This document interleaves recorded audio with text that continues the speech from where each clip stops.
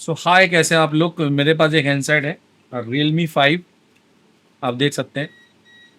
तो ये handset dead में आया हुआ है, इसकी बैटरी भी नहीं आई है और इस पे सीपीयू और एमएमसी पे काम नहीं हुआ है। अपन सबसे पहले इसका पावर बूट सुकेंस, मतलब इसका डीसी का बूट सुकेंस देखेंगे कि इसका डीसी ले कितना रहा है, क्या ये सेट डेड है या क्या है। ठीक है, सबसे पहले अपन यही चीज़ चेक करते हैं।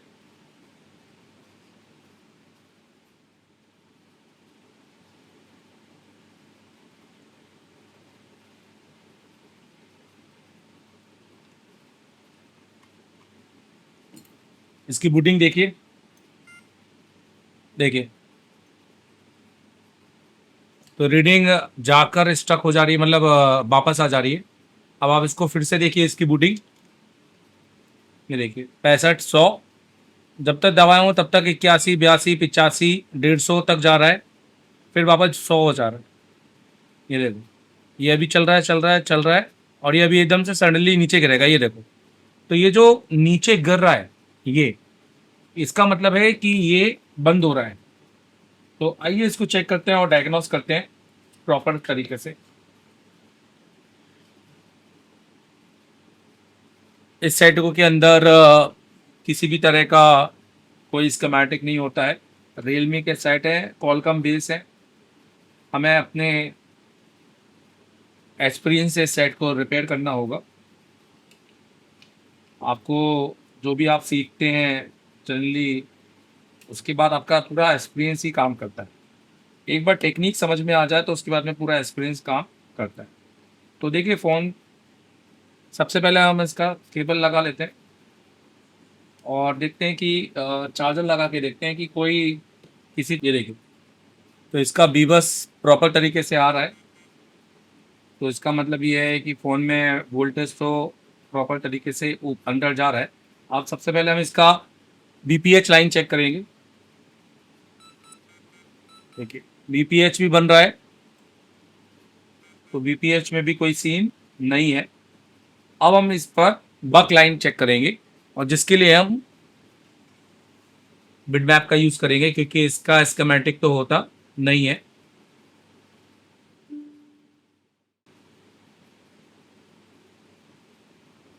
हमें रियलमी के फ़ोन पे जाना है, Realme 5i। अब देखो स्कीमेटिक नहीं मिलेगा यहाँ पर, हमें बिटमैप के हिसाब से काम करना होगा। तो बिटमैप में हमें समझना है कि इसके अंदर जो बग का सीक्वेंस होता है वो किस तरीके का होता है। तो कॉलकम सबसे पहले हाई एलडीओ को ऑन करता है, जिसमें हम यहाँ पर देखेंगे। ठीक है, तो ये वाला कॉइल देखिए, ये सीपी में जा रहा है, ये हाई एलडीओ नहीं होगा। ये देखिए, ये हाई एलडीओ होगा। तो यहाँ हम ऊपर देखेंगे, इस कैपेसिटर में, या इस कैपेसिटर ही है यहाँ पर। यहाँ पर हमें 2 वोल्टेज मिलना चाहिए हाई एलडीओ में, इस वाले कैपेसिटर से। ओके, तो ये एक लोअर एलडीओ है, तो लोअर एलडीओ मिल रहा है, और लोअर एलडीओ मिल रहा है तो हाई एलडीओ तो आ ही रहा है।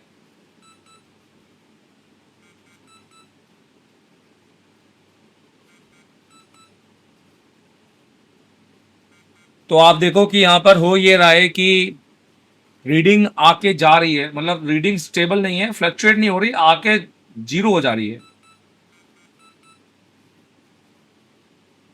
ये देखो, एक होती है अप डाउन, ये जीरो हो जा रही है, तो इसका मतलब ये है कि सीपीयू सेंस नहीं कर रहा है। ठीक है, तो लोअर एलडीओ मिल रहा है तो हाई एलडीओ तो मिलेगा ही मिलेगा, नो डाउट। पंखा बंद कर देना दे मम्मी, अभी आता हूँ मैं आपके पास। तो ये आप देखिए कि ये भी आपका सीपीयू है, बक। देखिए दोनों आपके बक है, तो ये हाई एलडीओ होगा नहीं। ये भी आपका बक है, ये भी आपका बक है, ये आपका हाई एलडीओ हो सकता है। तो चेक कर लेते हैं, ये 3, तो ये 3 कैपेसिटर पे हम चेक करेंगे। देखो एक निकला हुआ है, एक एनसी है। ये देखो 1.8 आ रहा है यहाँ पर, ये देखो 2 वोल्टेज आ रहा है प्रॉपर, देख रहे हैं, पर ये ग्राउंड हो रहा है। इसका मतलब है हमारा पावर तो एक्टिव हो रहा है, पर उसको कोई ना कोई रोक रहा है। ठीक है, अब अपन सबसे पहले इसके अंदर का सप्लाई देखते हैं, क्या हमें इसमें पीएस होल्ड सप्लाई देखने को मिलती है कि नहीं। तो पीएस होल्ड 1.8 बनती है, तो हम पहले चेक करते हैं कि क्या हमें पीएस होल्ड, क्योंकि पीएस होल्ड एक ऐसी सप्लाई, ये देखिए पीएस होल्ड में मिल रही है, तो जबकि इसका कोई स्कीमेटिक नहीं है। आप देखो यहाँ पर ये सप्लाई सीधा कोई सीपीयू से कनेक्टेड है और एक कंपोनेंट में जा रही है, ये देखिए। तो हम इस रजिस्टर में एक 1.8 वोल्टेज की सप्लाई को क्या करेंगे, जंपर मारेंगे और चेक करेंगे कि क्या हमारे ये वोल्टेज स्टेबल हो रहे हैं कि नहीं हो रहे हैं। और ये 1.8 हम यहां से ले लेंगे, इधर से।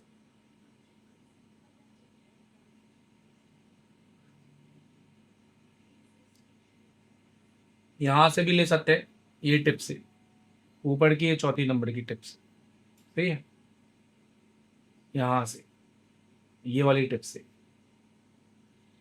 ये तो यहाँ पर 1.8 देख लेते हैं पहले कि यहाँ पर आ रहे हैं कि नहीं आ रहे हैं। तो पीएस होल्ड पे ही पहले चेक करना है। देखिए 1.8 आ रहे हैं और जो 0 हो जा रहे हैं। अब हम जंपर लगाएंगे, बट उससे पहले जल्दी से एक बार कैपेसिटर चेक कर लेते हैं, जो हमें करना चाहिए हमेशा, क्योंकि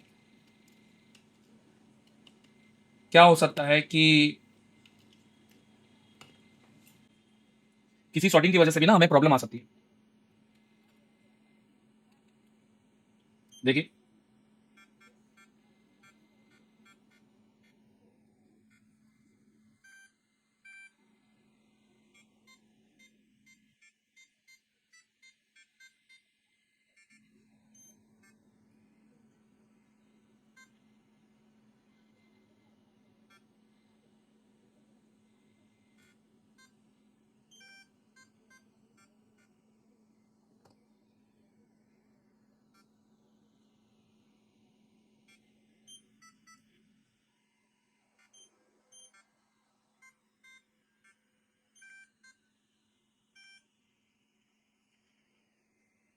हमेशा ध्यान रखना, जब भी आपके पास में शॉर्टिंग ढूंढना है तो एक वाईफाई इन दोनों के पास, एक आपका पावर, एक नेटवर्क, इसमें जरूर ढूंढिएगा। खैर, बट अभी मैं क्या करता हूँ, एक जंपर ले लेता हूँ यहाँ से, इस रजिस्टर से, और यहाँ पे डालूंगा और देखूंगा कि क्या मेरा पीएस होल्ड स्टेबल हो रहा है कि नहीं।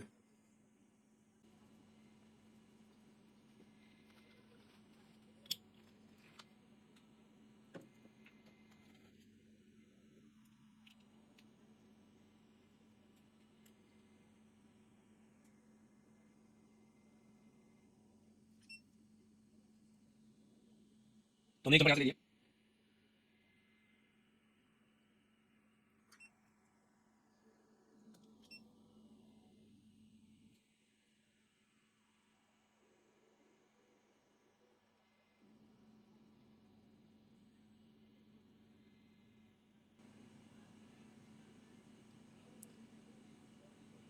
ठीक है, तो मैंने एक जंपर ले लिया है। तो अब हम इसको चेक करेंगे। आई होप कि आप समझ रहे होंगे। ये सारी चीज़ें, ये स्टेप आपको तभी करने हैं जब आपको वोल्टेज अप डाउन हो, नहीं तो मैं पूरा बूट सुकेन चेक करता, दुनिया भर के वोल्टेज चेक करता। बट क्योंकि अभी मैं जल्दी करूँ, क्योंकि मेरा, मुझे पता है कि मेरा बूट सुकेन चेक करने का हिसाब किताब बनता ही नहीं है, क्योंकि मेरा वोल्टेज अप डाउन कर रहा है।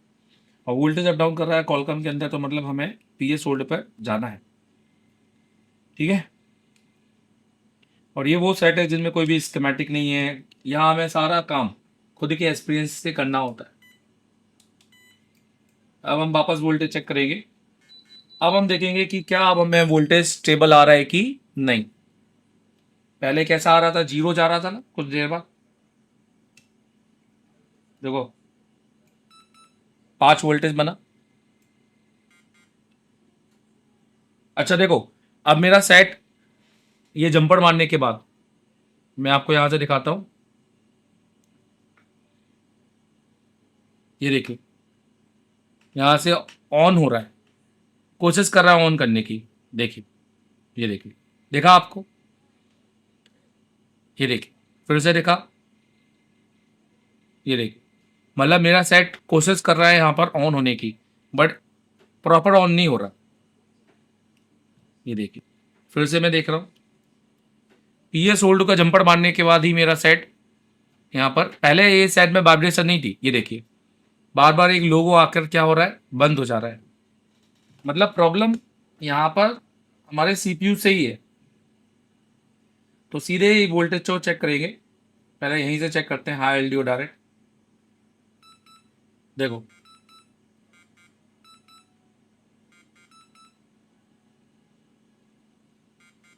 तो ये प्रॉब्लम सीपीयू से ही है हमारा। ये तो क्लियर हो गया क्योंकि फोन हमारा ऑन हो गया था।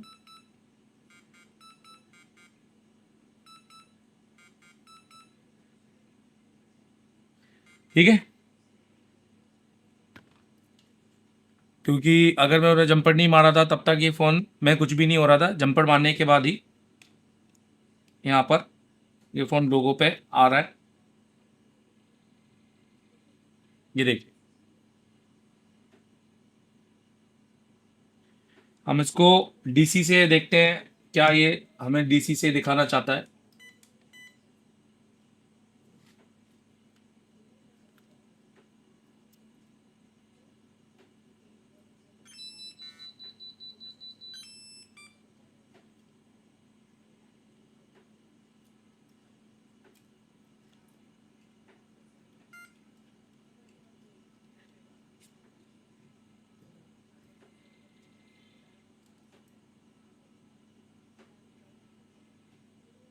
देखिए, रीडिंग 77 पे जाकर स्टक है। पहले क्या हो रही थी, डाउन हो जा रही थी, अभी 77 पे जाकर स्टक हो जा रही है।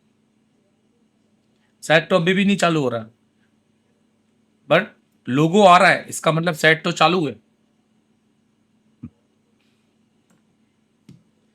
इसमें हो सकता है कि एक ये भी प्रॉब्लम हो कि बैटरी के बिना ये सेट चालू नहीं होता।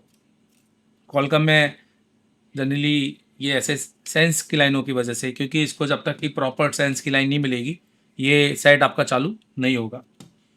तो इसमें एक बार हम बैटरी लगाकर चेक कर लेते हैं।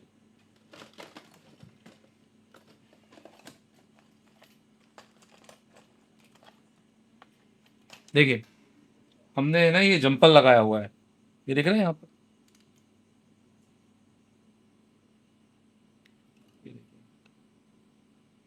है ना? पर ये जंपर से तो हम कर नहीं सकते क्योंकि जंपर के बाद ही ये एक हुआ है। हम इसका सीधा क्या रिवॉल्व करेंगे, सीपीयू। इसका सीपीयू ब्लैक पेस्टेड होता है तो आपको बहुत देख के रिवॉल्व करना होगा, निकालना होगा। अगर आपको नॉलेज है तो ही काम कीजिएगा, अगर आपको नॉलेज नहीं है तो आप बिल्कुल मत कीजिएगा, नहीं तो आप अपने कस्टमर का बोर्ड खराब कर देंगे। सीपीयू भी काफ़ी बड़ा होता है इसका, तो सीपीयू रिवॉल्व करने के टाइम पे आपको ध्यान देना है। आप देख सकते हैं पूरा ब्लैक पेस्टेड है।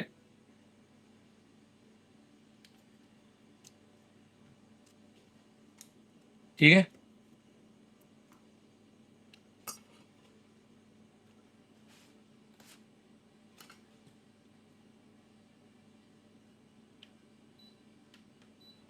और इसके बगल में एमएमसी भी है, वो भी खराब हो सकती है। पर सैमसंग की है तो ठीक है, पर माइक्रोन और उसकी होती तो बिल्कुल हम चांस लेते खराब होने का। देखिए, आपको मैं साथ में अपना हीट भी दिखा रहा हूँ साथ में, जो कोई भी टीचर अपना दिखाता नहीं है, पर मैं दिखा रहा हूँ क्योंकि जितना आप सीख सकते हैं उतना आप सीखिए मेरे से, कोई दिक्कत नहीं मुझे।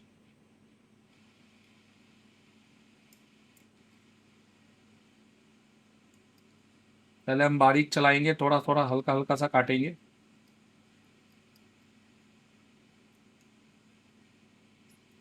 रियलमी का जो पेस्ट होता है वो काफ़ी ज़्यादा मतलब कड़क होता है, थोड़ा हार्ड होता है।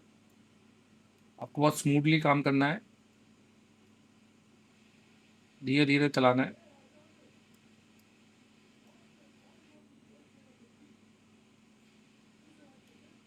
एक बार एक गैप बन जाए तो उसके बाद वो गैप को पकड़ते हुए आपको आगे खींचना है उसको। ये देखिए,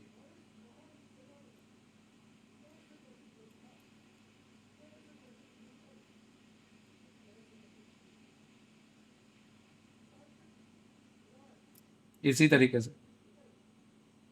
अब हम इस साइड से क्या करेंगे,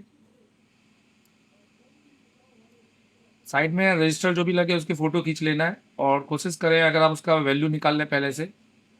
हालांकि आप रजिस्टर की वैल्यू पूरी नहीं निकाल पाएंगे, क्योंकि इनमें ज़्यादातर हाई वैल्यू के रजिस्टर होते हैं और ये बोर्ड पे वैल्यू देते नहीं।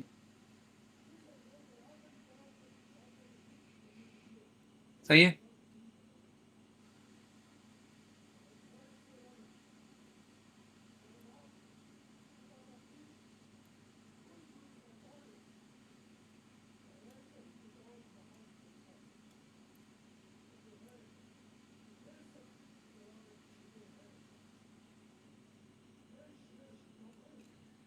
तो देखिए, हमने अभी तक तो स्क्रैच लगने दिया नहीं है। स्क्रैच मतलब बोर्ड में किसी भी तरह की लाइनिंग। और यहाँ तो आपको बहुत ध्यान से काम करना है, क्योंकि यहाँ पे सीपीयू एमएमसी की ट्रैकें होती है।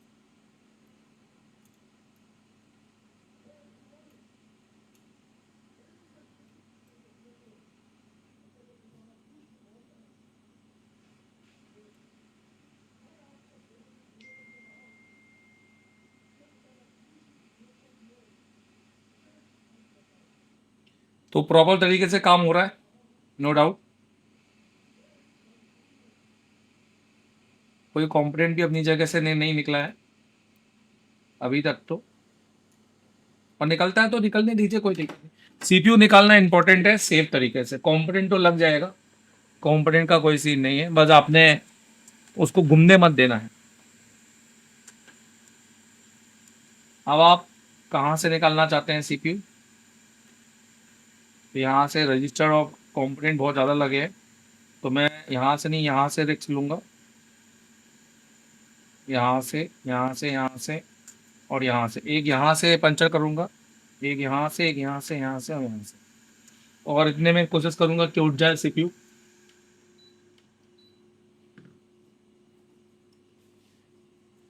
सबसे पहले गर्म करूँगा आसपास का एरिया और पेस्ट डालूँगा। पेस्ट डालना जरूरी है, इससे वो नरम हो जाता है पैड है। एकदम से नहीं घुसाना है, आराम से धीरे धीरे पहले 15 राउंड, 20 राउंड आपको आईसीयू के ऊपर घुमा लेना है, सारे कोनों पर। फिर आपको सबसे पहले कॉर्नर से, ये देखिए, कॉर्नर से फिर धीरे धीरे आपको इस तरीके से ले जाना है।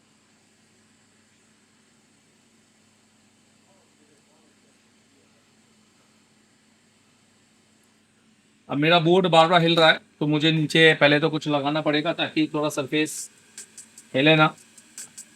तो मैं इस तरह का एक कपड़ा लगा लेता हूँ, क्योंकि जब भी मुझे डालना है तो मैं नहीं चाहता कि बोर्ड आगे की ओर खिसके।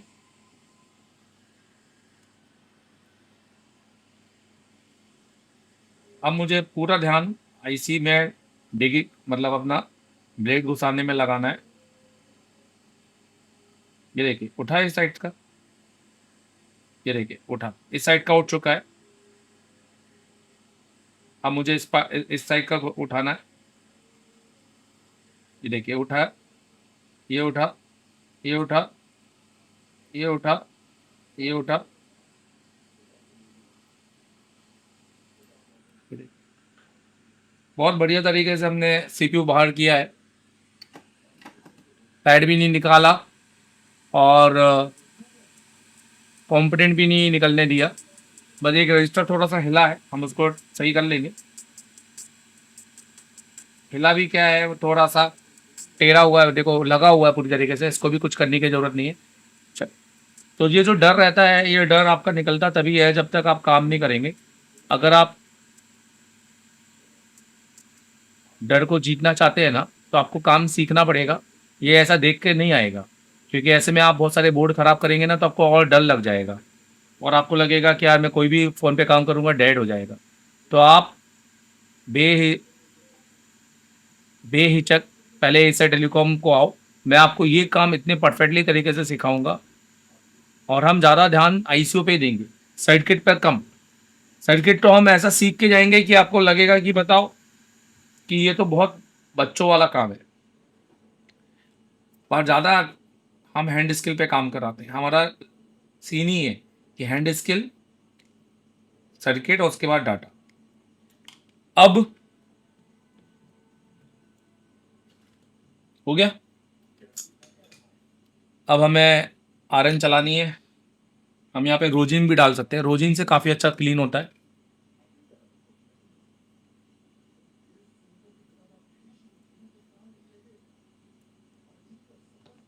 और पहले थोड़ा सा ऊपर घुमा लेंगे इस तरह से।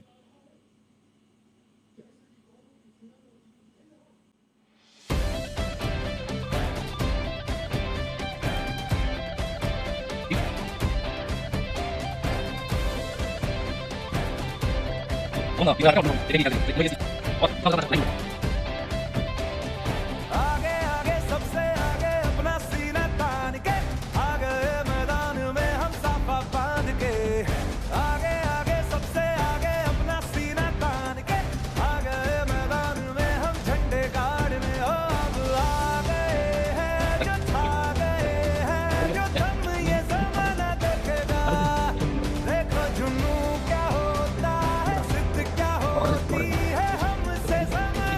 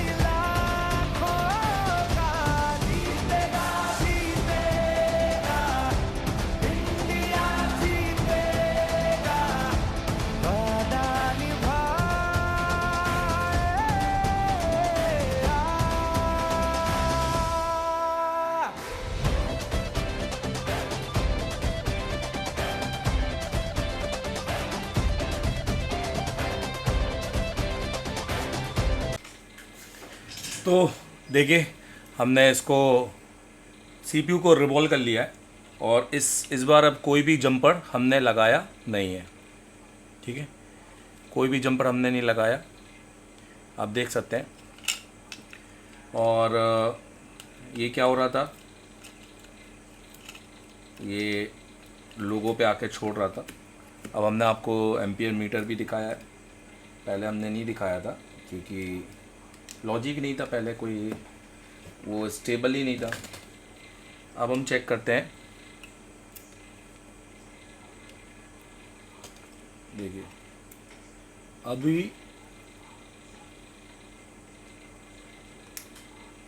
ये देखिए अभी ये आकर स्टेबल हुआ है, पहले उसमें स्टेबल नहीं था। एम्पियर मीटर अभी आपको शायद समझ में नहीं आ रहा होगा क्योंकि वो वैसे ही पीले कलर का दिख नहीं रहा होगा, कोई नहीं, तो आप मोबाइल में देख लीजिए।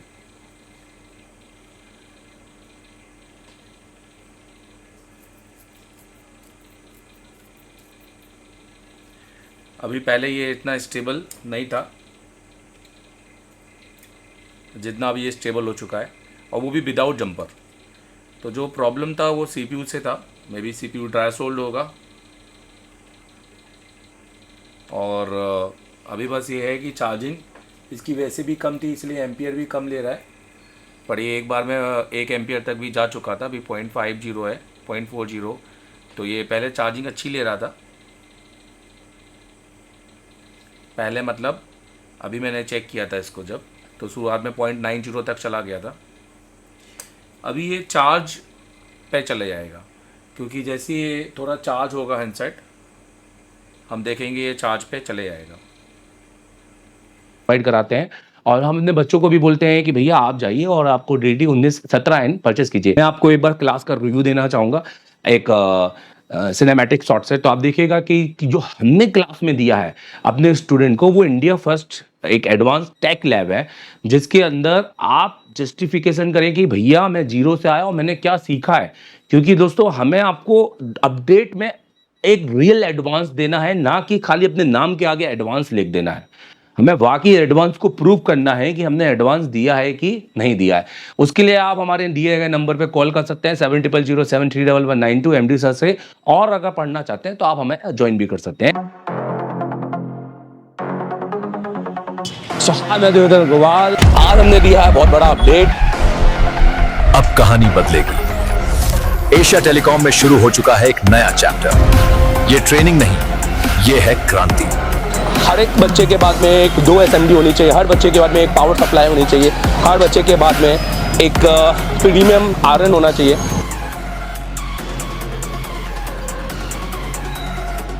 देश का एकमात्र इंस्टीट्यूट एशिया टेलीकॉम, जिसे डायरेक्ट चाइना की कंपनी ने कोलैब किया है। कराते हैं एंड्रॉइड पे केबल काम, यह आईफोन के लिए नहीं है, तो आप आईफोन के लिए बिल्कुल भी आप ये वीडियो को स्किप कर सकते हैं। एंड्रॉइड दोस्तों सबसे पहले तो हमारा काम है, हम इस कोर्स को बोलते हैं CPU मास्टर। ये ऑल इन वन कोर्स है। ये कोई ऐसा नहीं है कि आपने सॉफ्टवेयर पढ़ना है तो सॉफ्टवेयर पढ़ा देंगे, MMC पढ़ना है तो MMC पढ़ा देंगे। ये ऑल इन वन कोर्स है। अगर आपको ऑल इन वन पढ़ना है, एक फीस में सब कुछ, जिसमें आपको रहना, खाना, वोट सब कुछ हो, और आपके साथ जाकर 11 महीने का अपडेट भी, जिसका हम एक थोड़ा सा नॉमिनल चार्ज लेते हैं, और वो भी क्यों, वो हम इसको आपको बताएंगे वीडियो के एंड में, आप देखिएगा जरूर। दोस्तों इस कोर्स को हम कहते हैं CPU मास्टर कोर्स, क्योंकि हमें CPU मास्टर, आप देखेंगे ये एशिया टेलीकॉम का है कंप्लीट एंड्रॉइड कोर्स और मास्टर एंड्रॉइड कोर्स। ये हमारे ऑनलाइन कोर्सेस है, आप इनको भी ले सकते हैं, मैं इनकी डिटेलिंग भी करूंगा।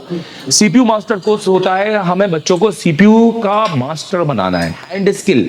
तो हम हमेशा सबसे पहले हमारी काउंसलिंग करते हैं कि बच्चा बैठने लायक है कि नहीं। हम हर एक को एडमिशन नहीं देते हैं, अगर कोई गलती से एडमिशन लेके आ भी जाता है तो हम काउंसलिंग क्लास में उसको अलग कर देते हैं, हम उनसे फीस नहीं लेते हैं। मतलब अगर आप 10 घंटे बैठने के सक्षम हो, अगर आप इतनी मेहनत करने के लायक हो, प्रैक्टिकल लैब है, यहाँ इतने सारे जो टूल्स हैं ये सब आप यूज भी करते हो कि खाली ऐसे देखने के? ये एक पहला इंस्टीट्यूट है जहाँ टूल यूज होते हैं। हेलो, पन्नी लगे वाले टूल नहीं है, ठीक है।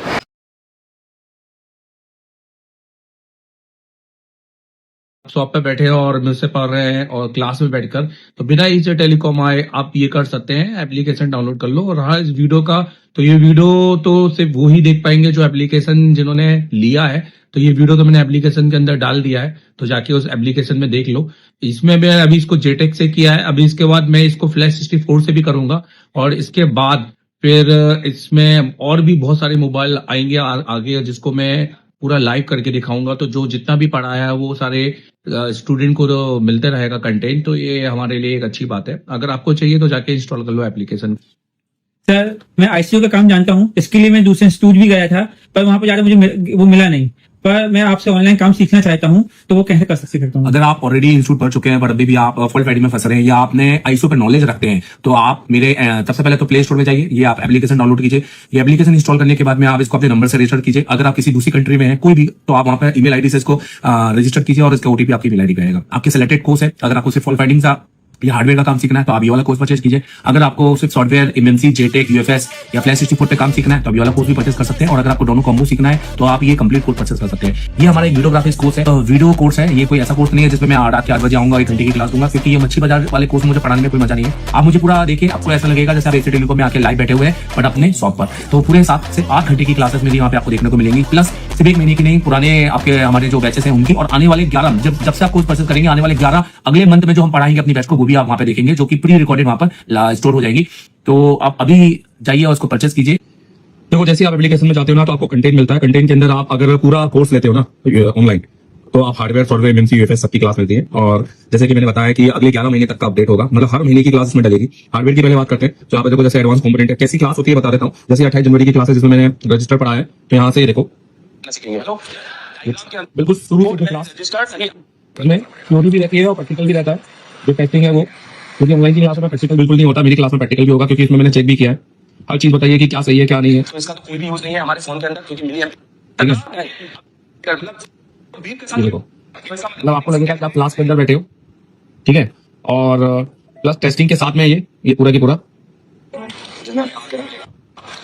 ये देखो पूरी क्लास है और टेस्टिंग के साथ में, तो ये आपको मिलेगा जिसमें आपको सिर्फ component, register, capacitor, diode, coil, फिर उसके बाद मॉसफेट और ट्रांजिस्टर, सारे कंपोनेंट आपको मिलेंगे। लेआउट कोडिंग जबरदस्त लेआउट कोडिंग की भैया किस तरह से अपने बोर्ड को पहचाने, ये आपको कहीं सीखने नहीं मिलेगा। किसी इंस्टीट्यूट जाओगे तो भी आपको सीखने नहीं मिलेगा, क्योंकि उस हिसाब से ये सिखाते नहीं है। मेरा 10 साल का एक्सपीरियंस है खाली इसी चीज में।